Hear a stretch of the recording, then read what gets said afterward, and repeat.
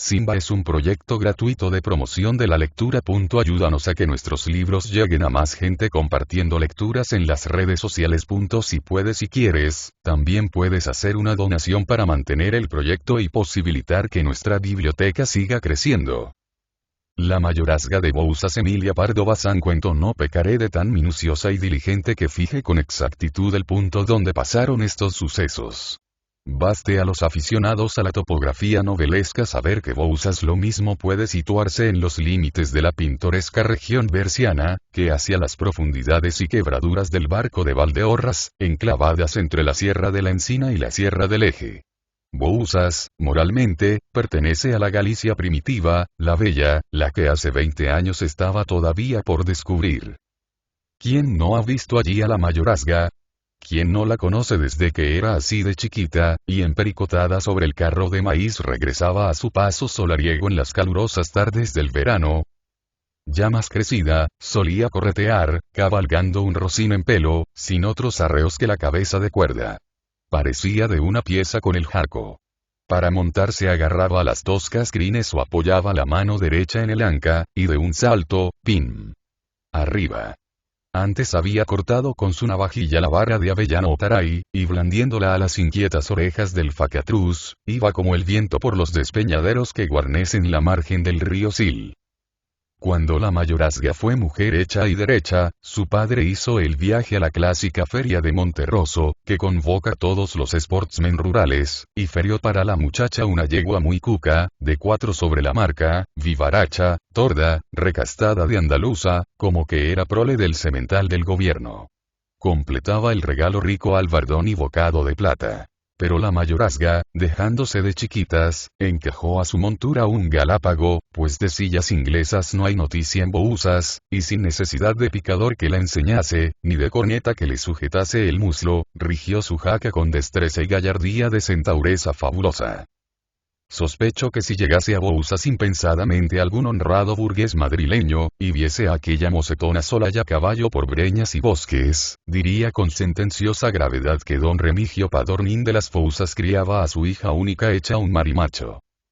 Y quisiera yo ver el gesto de una institutriz sajona ante las inconveniencias que la mayorazga se permitía. Cuando le molestaba la sed, apeábase tranquilamente a la puerta de una taberna del Camino Real y le servían un tanque de vino puro. A veces se divertía en probar fuerzas con los gananes y mozos de labranza, y a alguno dobló el pulso o tumbó por tierra. No era desusado que ayudase a cargar el carro de Tojo, ni que arase con la mejor yunta de bueyes de su establo. En las siegas, deshojas, romerías y fiestas patronales, bailaba como una peonza con sus propios jornaleros y colonos sacando a los que prefería, según costumbre de las reinas, y prefiriendo a los mejor formados y más ágiles.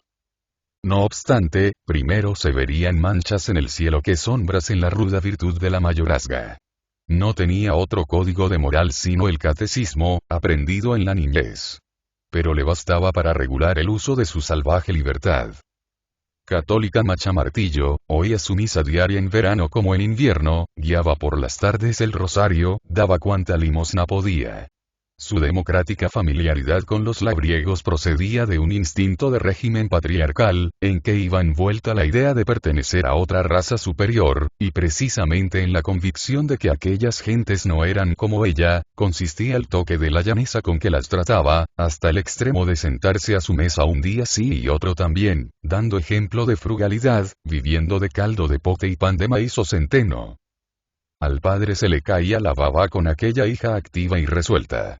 Él era hombre bonachón y sedentario, que entró a heredar el vínculo de Bouzas por la trágica muerte de su hermano mayor, el cual, en la primera guerra civil, había levantado una partidilla, vagando por el contorno bajo el alias guerrero de señorito de Padornín, hasta que un día le pilló la tropa y le arrojó al río, después de envainarle 3 bayonetas en el cuerpo. Don Remigio, el segundón, hizo como el gato escaldado. Nunca quiso abrir un periódico, opinar sobre nada, ni siquiera mezclarse en elecciones. Pasó la vida descuidada y apacible, jugando al tute con el veterinario y el cura. Frisaría la mayorazga en los 22 cuando su padre notó que se desmejoraba, que tenía oscuras las ojeras y masados los párpados, que salía menos con la yegua y que se quedaba pensativa sin causa alguna. Hay que cazar a la rapaza, discurrió sabiamente el viejo. Y acordándose de cierto hidalgo, antaño muy amigo suyo, Balboa de Fonsagrada, favorecido por la providencia con numerosa y masculina prole, le dirigió una misiva, proponiéndole un enlace. La respuesta fue que no tardaría en presentarse en las Fousas el segundón de Balboa, recién licenciado en la Facultad de Derecho de Santiago, porque el mayor no podía abandonar la casa y el más joven estaba desposado ya. Y, en efecto, de allí a 3 semanas el tiempo que se tardó en hacerle 6 mudas de ropa blanca y marcarle 12 pañuelos llegó Camilo Balboa, lindo mozo afinado por la vida universitaria, algo anemiado por la mala alimentación de las casas de huéspedes y las travesuras de estudiante. A las 2 horas de haberse apeado de un flaco jamelgo el señorito de Balboa, la boda quedó tratada. Físicamente, los novios ofrecían extraño contraste, cual si la naturaleza al formarlos hubiese trastocado las cualidades propias de cada sexo. La mayorazga, fornida, alta de pechos y de ademán brioso, con carrillos de manzana sanjuanera, dedada de bozo en el labio superior, dientes recios, manos duras, complexión sanguínea y expresión franca y enérgica. Balboa, delgado, pálido, rubio, fino de facciones, bromista, insinuante, nerviosillo, necesitado al parecer de mimo y protección. Fue esta misma disparidad la que encendió en el pecho de la mayorazga tan violento amor que si la ceremonia nupcial tarda un poco en realizarse, la novia, de fijo, enferma gravemente. ¿O fue solo que la fruta estaba madura, que Camilo Balboa llegó a tiempo? El caso es que no se ha visto tan rendida mujer desde que hay en el mundo Valle de Bouzas. No enfrió esta ternura la vida conyugal. Solamente la encauzó, haciéndola serena y firme. La mayorazga rabiaba por un muñeco, y como el muñeco nunca acababa de venir, la doble corriente de amor confluía en el esposo. Para él los cuidados y monadas, las golosinas y refinamientos, los buenos puros, el café, el coñac, traído de la isla de Cuba por los capitanes de barco, la ropa cara, encargada a Lugo. Hecha a vivir con una taza de caldo de legumbres, la mayorazga andaba pidiendo recetas de dulces a las monjas. Capaz de dormir sobre una piedra, compraba pluma de la mejor, y cada mes mullía los colchones y las almohadas del tálamo. Al ver que Camilo se robustecía y engruesaba y echaba una hermosa barba castaño oscuro, la mayorazga sonreía, calculando allá en sus adentros. Para el tiempo de la vendimia tenemos muñequiño. Mas el tiempo de la vendimia pasó, y el de la sementera también, y aquel en que florecen los manzanos, y el muñeco no quiso bajar a la tierra a sufrir desazones. En cambio, don Remigio se empeñó en probar mejor vida, y ayudado de un cólico miserere, sin que bastase a su remedio una bala de grueso calibre que le hicieron tragar a fin de que le devanase la enredada madeja de los intestinos, dejó este valle de lágrimas, y a su hija dueña de las Fousas. No cogió de nuevas a la mayorazga el verse al frente de la hacienda, dirigiendo faenas agrícolas, cobranza de rentas y tráfagos de la casa. Hacía tiempo que todo corría a su cargo. El padre no se metía en nada. El marido, indolente para los negocios prácticos, no la ayudaba mucho. En cambio, tenía cierto factotum, adicto como un perro y exacto como una máquina, en su hermano de leche, Amaro, que desempeñaba en las Fousas uno de esos oficios indefinibles, mixtos de mayordomo y aperador. A pesar de haber mamado una leche misma, en nada se parecían Amaro y la señorita de Bouzas, pues el labriego era desmedrado, flacucho y torvo, acrecentando sus malas trazas el áspero cabello que llevaba en fleco sobre la frente y en greñas a los lados, cual los villanos feudales. A despecho de las intimidades de la niñez, Amaro trataba a la mayorazga con el respeto más profundo, llamándola siempre señora Miema. Poco después de morir don Remigio, los acontecimientos revolucionarios se encresparon de mala manera, y hasta el Valle de Bouzas llegó el oleaje, traduciéndose en agitación carlista. Como si el espectro del tío cocido a bayonetazos se le hubiese aparecido al anochecer entre las nieblas del Sil demandando venganza, la mayorazga sintió hervir en las venas su sangre facciosa, y se dio a conspirar con un celo y brío del todo vendeanos. Otra vez se la encontró por andurriales y montes, al rápido trote de su yegua, luciendo en el pecho un alfiler que por el reverso tenía el retrato de don Carlos y por el anverso el de Pío IX. Hubo aquello de coser cintos y mochilas, armar cartucheras, recortar corazones de franela colorada para hacer detentes, limpiar fusiles de chispa comidos por el orín, pasarse la tarde en la herrería viendo remendar una tercerola, requisar cuanto jamelgo se encontraba a mano, bordar secretamente el estandarte. Al principio, Camilo Balboa no quiso asociarse a los trajines en que andaba su mujer, y echándoselas de escéptico, de tibio, de alfonsino prudente, prodigó consejos de retraimiento o lo metió todo a broma, con guasa de estudiante, sentado a la mesa del café, entre el dominó y la copita de coñac. De la noche a la mañana, sin transición, se encendió en entusiasmo y comenzó a rivalizar con la mayorazga, reclamando su parte de trabajo, ofreciéndose a recorrer el valle, mientras ella, escoltada por Amaro, trepaba a los picos de la sierra. Hízose así, y Camilo tomó tan a pechos el oficio de conspirador, que faltaba de casa días enteros, y por las mañanas solía pedir a la mayorazga cuartos para pólvora y cuartos para unas escopetas que descubría en tal o cual sitio. Volvía con la bolsa huera, afirmando que el armamento quedaba segurito, muy preparado para la hora solemne. Cierta tarde, después de una comida jeronímil, pues la mayorazga, por más ocupada que anduviese, no desatendía el estómago de su marido, no faltaría otra cosa. Camilo se puso la zamarra de terciopelo, mandó ensillar su potro montañés, peludo y vivo como un caballo de las estepas, y se despidió diciendo a medias palabras: voíme donde los Resende y si no despachamos pronto, puede dar que me quede a dormir allí y no asustarse si no vuelvo. De aquí al Paso de Resende aún hay una buena tiradita. El Paso de Resende, madriguera de hidalgos cazadores, estaba convertido en una especie de arsenal o maestranza, en que se fabrican municiones, se desenferruxaban armas blancas y de fuego y hasta se habilitaban viejos albardones, disfrazándolos de silla de montar. La mayorazga se hizo cargo del importante objeto de la expedición. Con todo, una sombra veló sus pupilas por ser la primera vez que Camilo dormiría fuera del lecho conyugal desde la boda. Se cercioró de que su marido iba bien abrigado, llevaba las pistolas en el arzón y al cinto un revólver por lo que pueda saltar, y bajó a despedirle en la portalada misma. Después llamó a Amaro y mandó arrear las bestias, porque aquella tarde cumplía ver al cura de Burón, uno de los organizadores del futuro ejército real. Sin necesidad de blandir el látigo, hizo la mayorazga tomar a su yegua animado trote, mientras el rocín de Amaro, rijoso y emberrenchinado como una fiera, galopaba delante, a trancos desiguales y furibundos. Ama y escudero callaban. Él taciturno y zahíno más que de costumbre. Ella, un poco melancólica, pensando en la noche de soledad. Iban descendiendo un sendero pedregoso, a trechos encharcados por las extravasaciones del sendero que después, torciendo entre heredades, se dirige como una flecha a la rectoral de Burón, cuando el rocín de Amaro, enderezando las orejas, pegó tal huida, que a poco da con su jinete en el río, y por cima de un grupo de sauces, la mayorazga vio asomar los tricornios de la Guardia Civil. Nada tenía de alarmante el encuentro, pues todos los guardias de las cercanías eran amigos de la casa de Bouzas, donde hallaban prevenido el jarro de mosto, la cazuela de bacalao con patatas. En caso de necesidad, la cama limpia, y siempre la buena acogida y el trato humano. Así fue que, al avistar a la mayorazga el sargento que mandaba el pelotón, se descubrió atentamente murmurando: «Felices tardes nos dé Dios, señorita». Pero ella, con repentina inspiración, le aisló y acorraló en el recodo del sendero y, muy bajito y con una llaneza imperiosa, preguntóle: «¿A dónde van, Piñeiro? Diga».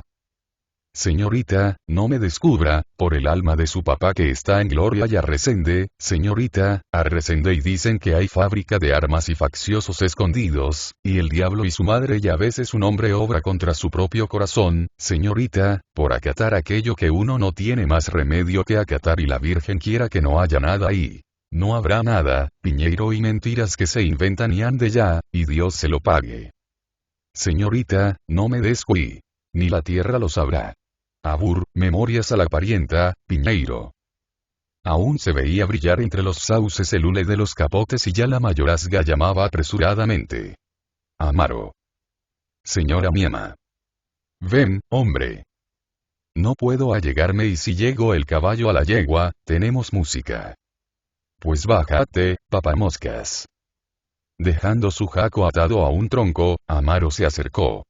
Montas otra vez y corres más que el aire y rodea, que no te vean los civiles y Resende, a avisar al señorito que allá va la guardia para registrar el paso. Que entierren las armas, que escondan la pólvora y los cartuchos y mi marido que ataje por ley yo sé que se venga a casa enseguida. ¿Aún no montaste? Inmóvil, arrugando el entrecejo, rascándose la oreja por junto a la sien, clavando en tierra la vista, Amaro no daba más señales de menearse que si fuese hecho de piedra. A ver y, contesta y qué embuchado traes, Amaro. ¿Tú hablas o no hablas, o me largo yo a Resende en persona? Amaro no alzó los ojos, ni hizo más movimiento que subir la mano de la sien a la frente, revolviendo las guedejas. Pero entreabrió los labios y, dando primero un suspiro, tartamudeó con oscura voz y pronunciación dificultosa. Si es por avisar a los señoritos de Resende, un suponer, bueno. Voy, que pronto se llega y si es por el señorito de casa, un suponer, señora mi ama, será excusado y el señorito no va en Resende. ¿Que no está en Resende mi marido?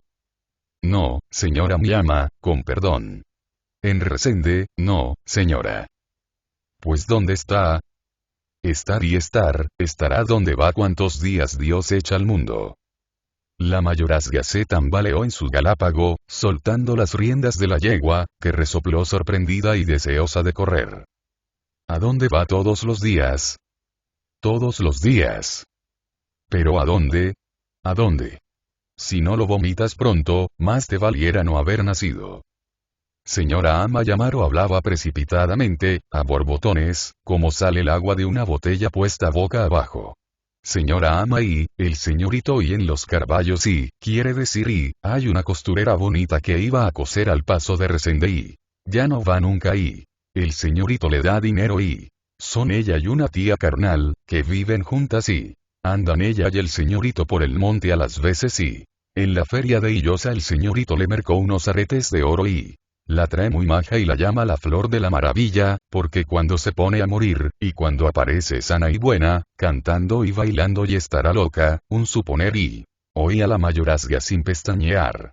La palidez daba a su cutis moreno tonos arcillosos. Maquinalmente recogió las riendas y halagó el cuello de la jaca, mientras se mordía el labio inferior, como las personas que aguantan y reprimen algún dolor muy vivo. Por último, articuló sorda y tranquilamente. Amaro, no mientas. Tan cierto como que nos hemos de morir.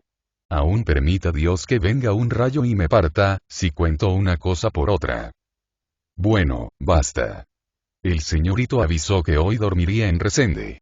¿Se quedará de noche con Yesa? Amaro dijo que sí con una mirada oblicua, y la mayorazga meditó contados instantes. Su natural resuelto abrevió aquel momento de indecisión y lucha. Oye. Tú te largas a Resende a avisar, volando. Has de llegar con tiempo para que escondan las armas.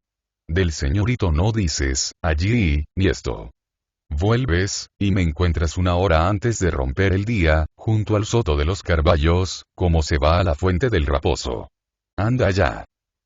Amaro silbó a su jaco, sacó del bolsillo la navaja de picar tagarninas y, asusándole suavemente con ella, salió al galope. Mucho antes que los civiles llegó a Resende, y el sargento Piñeiro tuvo el gusto de no hallar otras armas en el paso sino un asador de cocina y las escopetas de caza de los señoritos, en la sala, arrimadas a un rincón. Aún no se oían en el bosque esos primeros susurros del follaje y píos de pájaros que anuncian la proximidad del amanecer, cuando Amaro se unía en los Carballos con su ama, ocultándose al punto los dos tras un grupo de robles, a cuyos troncos ataron las cabalgaduras. En silencio esperarían cosa de hora y media. La luz blanquecina del alba se derramaba por el paisaje, y el sol empezaba a desgarrar el toldo de niebla del río, cuando dos figuras humanas, un hombre joven y apuesto y una mocita esbelta, reidora, fresca como la madrugada y soñolienta todavía se despidieron tiernamente a poca distancia del robledal. El hombre, que llevaba del diestro un caballo, lo montó y salió al trote largo, como quien tiene prisa.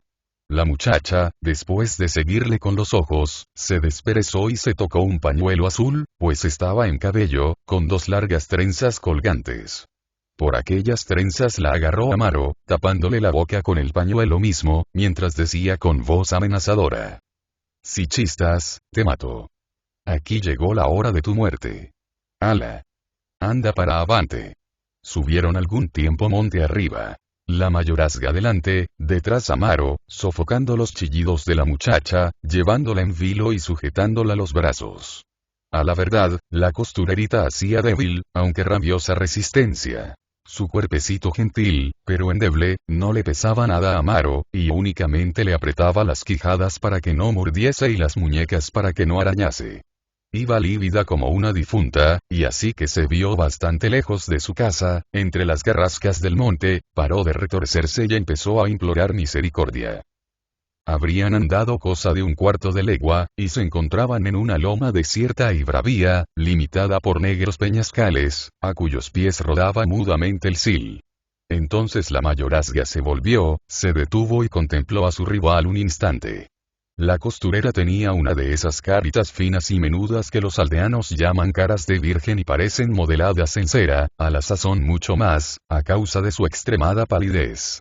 No obstante, al caer sobre ella la mirada ofendida de la esposa, los nervios de la muchacha se crisparon y sus pupilas destellaron una chispa de odio triunfante, como si dijesen: puedes matarme. Pero hace media hora tu marido descansaba en mis brazos. Con aquella chispa sombría se confundió un reflejo de oro, un fulgor que el sol naciente arrancó de la oreja menudita y nacarada. Eran los pendientes, obsequio de Camilo Balboa. La mayorazga preguntó en voz ronca y grave: ¿fue mi marido quien te regaló esos aretes? Sí, respondieron los ojos de víbora. Pues yo te corto las orejas, sentenció la mayorazga, extendiendo la mano. Y Amaro, que no era manco ni sordo, sacó su navajilla corta, la abrió con los dientes, la esgrimió y oyóse un aullido largo, pavoroso, de agonía. Luego, otro y sordos gemidos.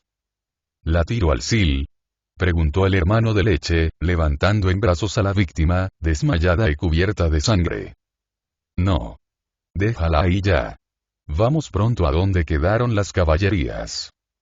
Si mi popro acierta a soltarse y se arrima la yegua y, la hicimos, señora ama. Y bajaron por el monte sin volver la vista atrás. De la costurera bonita se sabe que no apareció nunca en público sin llevar el pañuelo muy llegado a la cara. De la mayorazga, que al otro año tuvo muñeco. De Camilo Balboa, que no le jugó más picardías a su mujer, o, si se las jugó, supo disimularlas hábilmente. Y de la partida aquella que se preparaba en Resente, que sus hazañas no pasaron a la historia.